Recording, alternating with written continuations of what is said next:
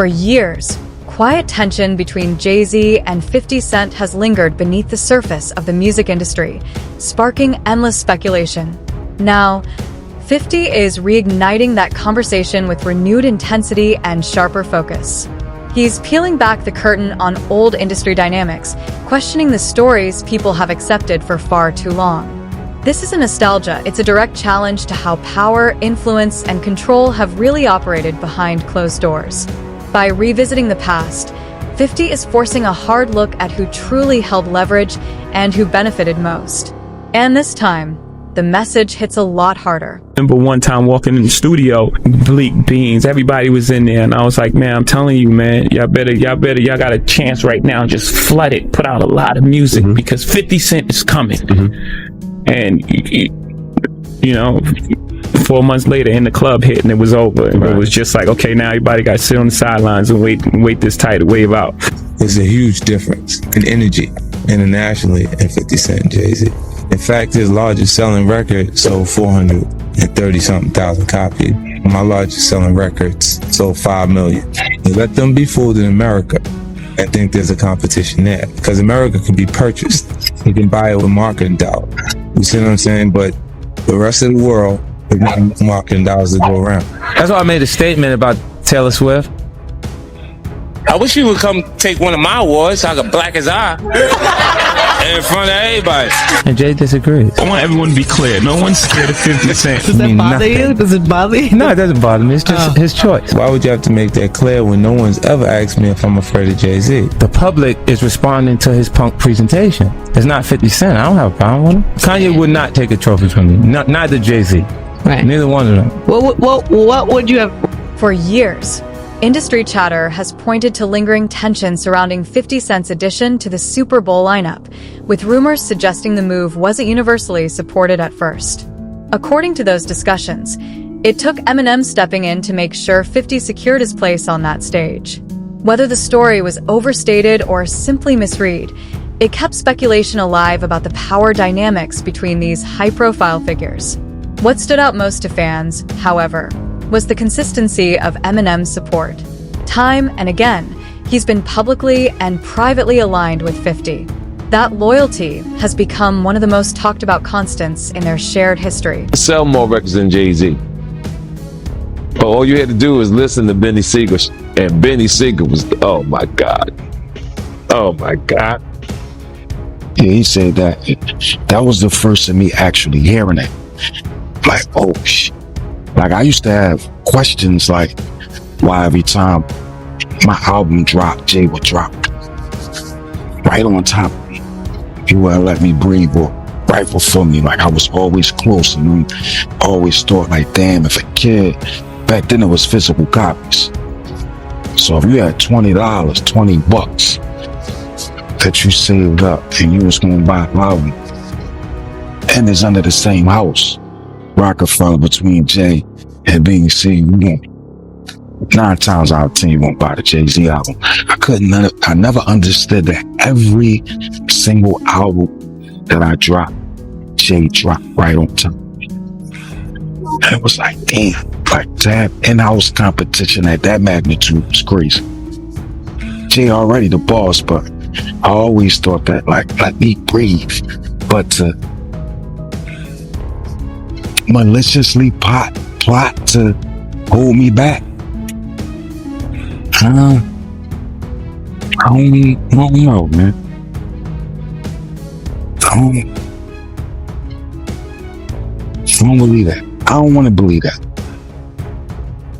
I mean, but like I said, Dame would know better than me. Even with undeniable success, 50 Cent has earned respect for staying grounded and connected to those around him. Artists like Tony Yayo have described him as a true rap legend who remains approachable and supportive of people coming up in the culture. That reputation has stuck with fans over the years. In contrast, some view Jay-Z as carrying a more distant, larger-than-life presence. Whether fair or not, that perception has shaped how each artist is seen within the community. The difference isn't just about success, it's about accessibility and how influence is carried. Call me Jay-Z, right? I said to my nephew, I said, yo, listen, I have to ask him this straight up. So I said, yo, why? Who is the people that's on NFL? And he said to me, and I'm sorry for anybody who don't understand. And he said, the white guy called for 50 Cent. So I said, who's the white guy? I'm digging this Shimmy Iovine. And he said, no, Eminem called directly for 50. And he said, that's his guy. He said, I can't do it if I can't bring 50 up. But that's his guy. That's beautiful. And guess who's Dre's guy? Jay-Z has long been viewed as a highly strategic, business-minded figure, with critics suggesting many of his moves are carefully designed to expand his reach and influence. Supporters, however, argue that his position is simply the product of talent, consistency, and long-term discipline. Over the years, industry voices, including 50 Cent, have questioned the image surrounding his partnership with Beyoncé, seeing it as a deliberately structured alliance. While fans celebrate them as one of music's most powerful couples, their combined presence has undeniably reshaped industry narratives. Jay-Z's growing visibility at major events like the Grammys has only fueled discussion. It keeps the spotlight on how intentionally he manages his legacy and maintains a commanding presence in the culture. But you know what I like about 50? 50's on a whole nother level, but he's still approachable. You still get to meet the people and Jay got to remember the people that made him. You know, I'm not saying I don't got respect. I respect Jay-Z, 50, used to respect, Diddy, but all that crazy going on. But, I always respected him because I looked at, for New York, those were like the guys. You know what I'm saying? The guys with the most money and the most influence. So with Jay is like, when the last time you haven't seen Jay. So I think people are just going to say that. You know what I'm saying? But for me, I mean, Jay, you got to remember, he didn't want 50 at the Super Bowl. That was crazy. I'm like, wait, Jay didn't want 50 at the Super Bowl? Know that? Yeah, he didn't want. I remember Eminem pushed for it. That was some hate. Yeah, I remember Eminem was like, I'm not going to do it unless 50 does it. I heard that. Yeah, but I didn't know that Jay was trying to stop it. I don't think Jay. I don't know. 50 never told me that, but I don't think Jay wanted him there. I don't know because of what some of the. I mean, it's competition. You got to think, 50 always been competition for Jay. Remember, I'm about $1 with the 50 Cent. Yeah, that was a long time ago. That was what, 9? What was that? 9? But after that, they did a song together. Remember the whole 50 was always competition for. Then remember, Jay said, "Yo, 50's coming." He told Siegel and them, and Memphis Bleak and all them. Yeah. And come on, 50's like he's on a whole nother level. You got to remember, he came after. He came after Jay and Rockefeller. G-Unit came, and people might G-Unit, but with Eminem, Dr. Dre, 50 Cent, nobody has outsold us, bro. Yeah. Nobody has had the effect that we. For years, industry chatter surrounding Jay-Z and Beyoncé has fueled debate, with some critics suggesting their partnership strategically amplified their careers, while supporters firmly believe their connection is authentic and long-lasting. Tabloid rumors about Jay-Z's personal life have surfaced from time to time, but none have ever been substantiated. Similar discussions have followed the early rise of artists like Rihanna, prompting broader conversations about how young talent is introduced to the industry. These debates often focus on power dynamics and influence rather than confirmed facts. While none of these claims are proven, they continue to circulate in fan spaces. Together, they form part of the larger mythology that frequently surrounds high-profile figures in entertainment. 2020, y'all. Yeah. And it's different than when it was 2016. You know, the game has been elevated. As we can tell, there's no expense being spared. We had a Black Billionaires lunch. Yeah. You understand? Right. And we here together, and we're gonna keep staying together. We getting tighter. You know what I'm saying? And united we stand. And ain't nothing else to us. The new lawsuit coming with Jay, the part with Jay. I go, oh shoot, like to us, that had to be there. We getting tighter. You know what I'm saying? And united we stand. And ain't nothing else. Black excellence, they're sitting there like, yeah. It's the in there brushing like, I hate you, man. unaware of anything going on here. This is the one time I'm gonna be with you this year.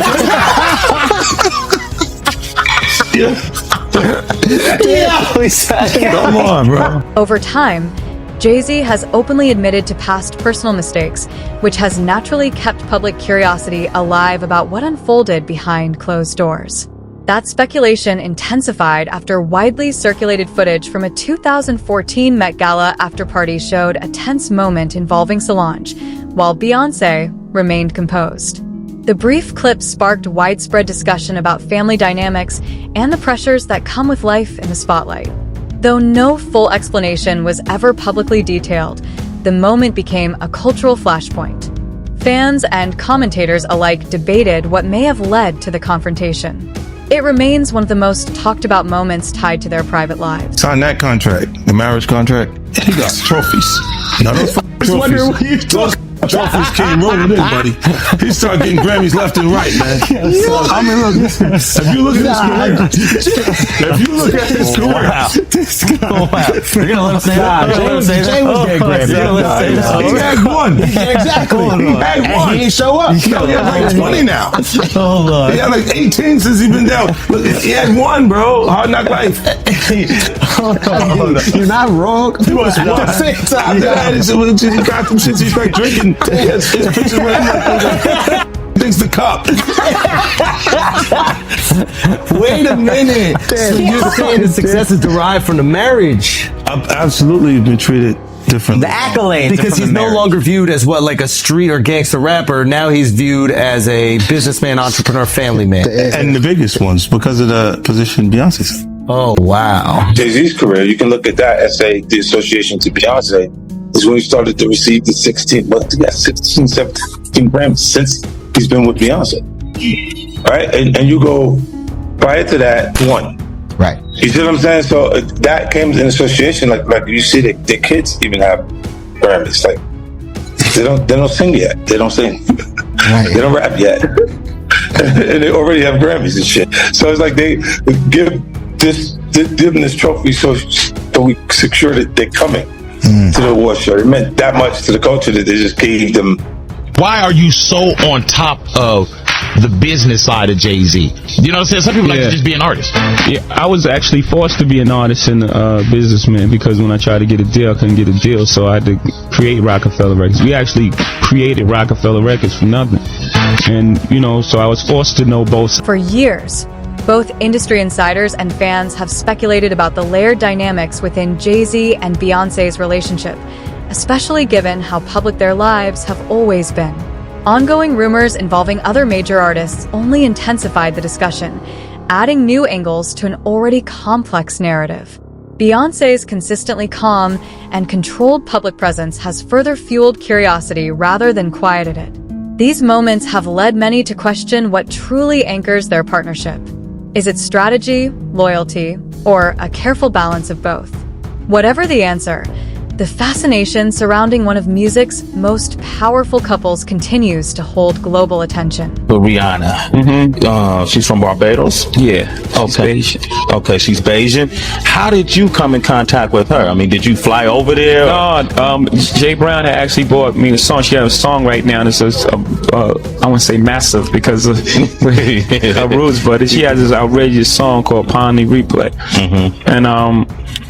And he played that song for me, and I was scared. I was like, that song is too big for her. You know what I'm saying? Like, a new artist, when a song is that big, it's it's hard to come back from. And I don't sign songs, I sign artists. Okay. You know what I'm saying? Why don't you break down the difference between that? Because the viewing public might not understand that.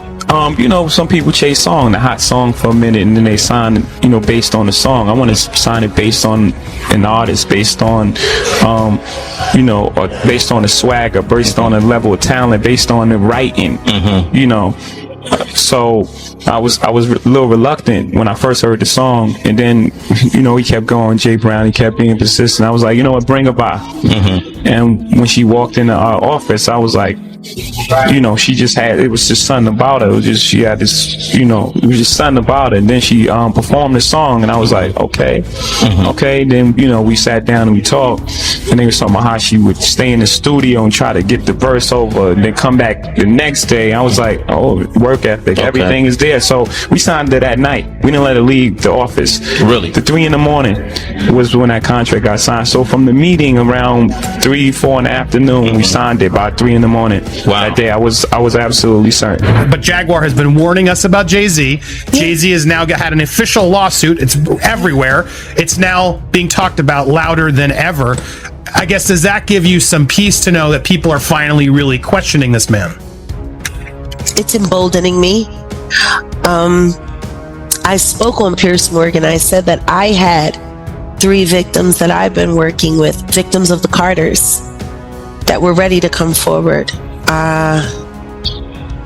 This might help them feel a little more confident now. So this is great, because he's been evading. But the thing is, everyone in the backdrop knew that he was the celebrity John Doe. Everybody knew that. They knew it when I did Piers Morgan. Is Beyonce celebrity B? I hope to God not. But she was around. And she's very... she's got enough on her plate.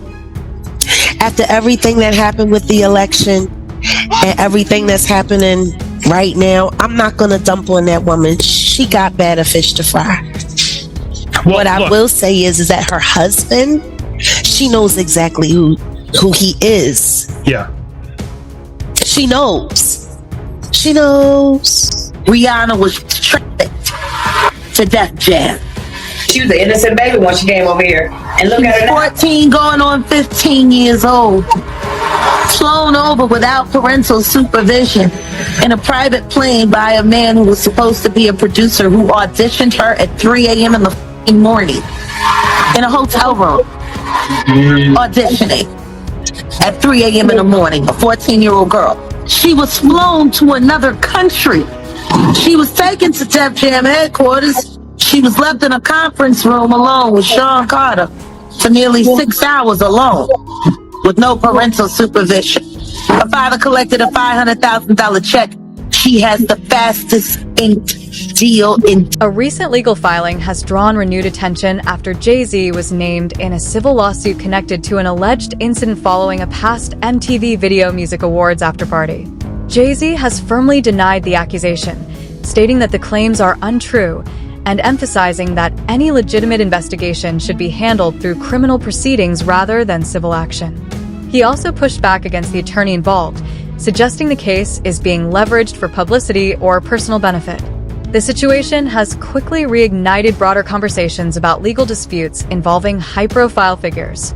It highlights how allegations, regardless of outcome, can generate intense public scrutiny. Once again, it underscores the high stakes and visibility that come with fame in the entertainment industry. He turned himself in tonight, and the cops started working on his rap sheet, accusing him of a stabbing at a trendy party. Kimberly Richardson is at Midtown South right now. Kimberly. Well, Rosanna, just a few hours ago, police here at Midtown South arrested Sean Carter, better known as Jay-Z. The rap star voluntarily turned himself in here at the precinct earlier this evening. Now, Carter is being held here in connection with that stabbing fight that erupted at the Kit Kat Club last night. But just a few moments ago, Carter's attorney had this to say. He's not involved in this, period. He was at the club? That's my only comment. He wasn't involved in this. So it was someone else that did the stabbing and the hitting? I didn't say that. I said he was not involved in it. Now, Slovis goes on to say that at no time was Jay-Z hiding from the police, that they were in touch with cops all day and that they're trying to resolve this as gentlemen. But as Mike Sheehan shows us, others say they've seen the dark side of Jay-Z. I have my faults, I'm not a person. Street chooses silence. 50 Cent has never been one to hold his tongue. During a recent podcast appearance, he openly challenged the culture of secrecy and quiet loyalty that dominates the music business. He pointed out how many figures avoid speaking up simply to protect their image or position. Those blunt remarks once again highlighted his long-standing tension with Jay-Z. More importantly, they exposed the deeper dynamics of power, influence, and unspoken rivalries in hip-hop. It's the kind of honesty that keeps these conversations alive and uncomfortable. Difficult to say, I'm going to talk about the problems in our marriage. I'm going to talk about how we almost lost things. And for her to say, I'm going to talk about my pain and anger at you. What were those conversations like? Again, it didn't happen in that way. It happened, we were using our art, almost like a therapy session. And we started making music together. And then the music she was making at that time was further along. So her album came out as opposed to the joint album that we were working on. We still have a lot of that music. And this is what it became. There was never a point where it was like, I'm making this album. I was there. Right. I was right there the entire time. And what was her reaction to your work, and what was your reaction to hers? They must have caused, I think, they were pain both for each of you, right? Of course. And it both very, very uncomfortable, but sitting in that, the best place in a hurricane is like in the middle of it. Yeah. We were sitting in the eye of that hurricane. Maybe not use hurricane because so many people are being affected right now, but the best place is right in the middle of the pain. Right. And that's where we were sitting, and it was uncomfortable.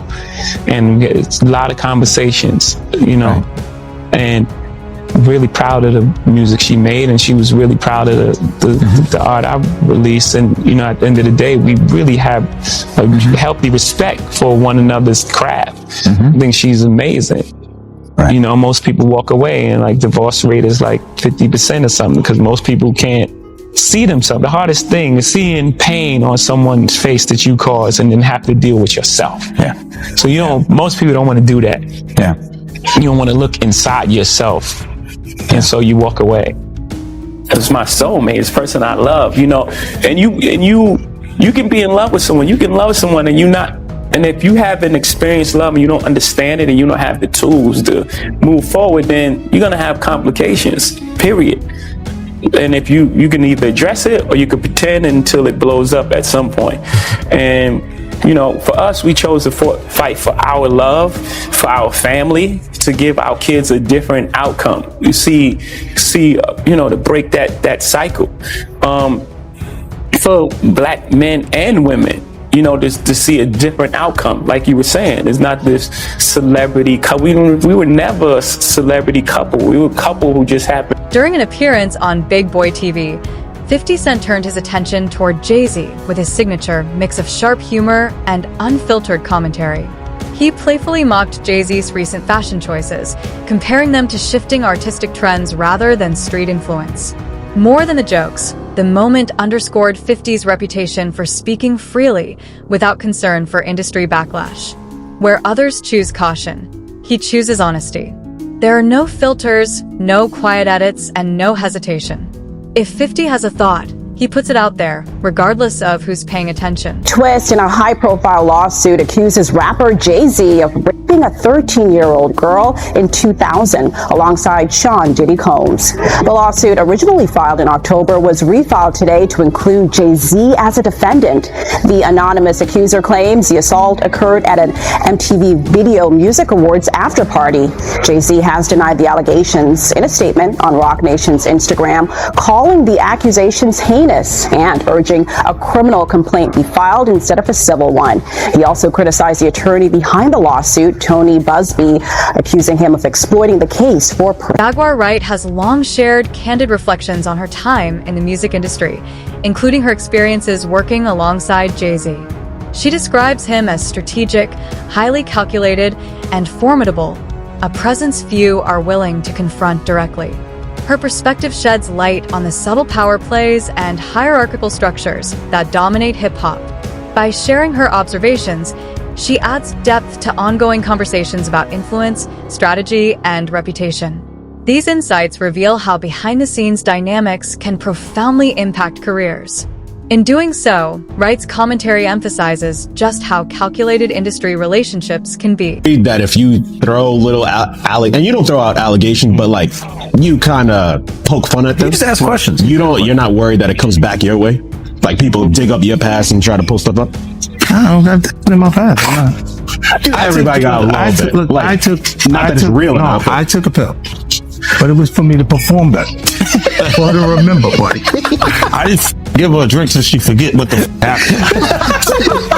What the is going on here, bro? Yes, I took the drink. I gave me the drug to perform, so she could remember and possibly love me for that. Did it work? What the yo, bro, look, I'm doing pretty good. You know what I mean? Like, but I'm just saying, this is the opposite of normal shit that we're talking about, bro. That is why. I don't know why it's so hard for people so just for to people to feel like you would have something, or you would have reserved energy because you feel like you was doing it too. This is people that are looking on separation between their hardships or their the things that they got going on that would be issues, and what a celebrity's issues would be. Wait, what is that? They think all celebrities are doing the same thing. Yeah. Right, and when you see, if I wasn't saying anything, guess what? You could safely say that a person on the outskirts that is not involved in hip-hop culture could think that everybody in hip-hop culture. 50 Cent has frequently pointed out the close alliance between Jay-Z and Diddy, framing them as two of the most influential figures in the industry. He highlights a key distinction. Jay-Z operates quietly and strategically, while Diddy's moves are more visible and public. 50 Cent and his team refuse to play by the unspoken rules of fame or connections. He speaks openly, revealing aspects of Jay-Z few others in the business will discuss. Beneath the polished billionaire mogul image lies a narrative rarely explored. Fans are left to wonder what truths 50 Cent sees that others consistently avoid mentioning. Look, Jay-Z and them was putting it together. So I think they still harbor some energy towards me. You think you were purposely left out of the ad? No. I don't think. I think that they were saying the NFL had some issues with me that I don't know what those issues are. Like, what is the issue? You see what I'm saying? Like, and I with M, because like with Nori was, he had communication. He said, yeah, I talked to the big homie. He was saying to Jay, he was telling me, you know, the white boy wouldn't do the truth without fit, right? And I'm like, that's when I start saying crazy stuff, because I look and I go, oh, that's your big homie, right? And so he imaged himself after a gay painter. The big homie want to look like a gay painter. What are we talking about here? We're talking about Basquiat. He wants to look like a gay painter. Oh my God, I think I know where we're going with So now look, what I'm saying to you is, look, when you start looking at, that's not mine, that's theirs, they Harper, right? But when you look at, M is looking at the entire legacy. Yeah. The whole thing, like with M. I hadn't seen it till this morning when I saw this headline. Kim found it for me. Let's watch this clip quickly. Crazy Let's that you watch haven't Tyra seen pushing to get this out of Rihanna, and when it does, man, it made me feel very, very uncomfortable. Audition. Yes, but before I met him, I was so nervous. I was shaking literally. But the moment I walked into the office, the atmosphere was so warm and welcoming. You had to sing a cappella for him? Yes, I had to sing.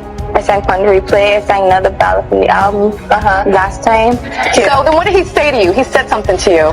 Oh yes, he said, we don't sing songs here, we sing artists. And there was this little pause, and I was nervous. But then he said, and we're interested.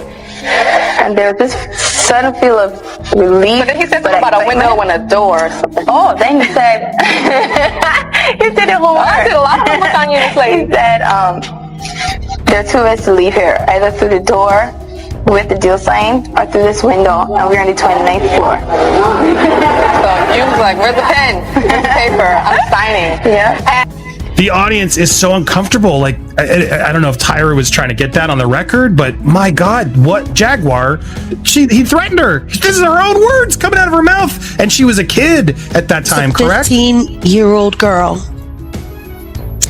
who had been flown to the United States without parental supervision or a chaperone, brought to a grown man's office in a large corporate Manhattan building, Everybody knew when she flew in. I was there the day she got signed.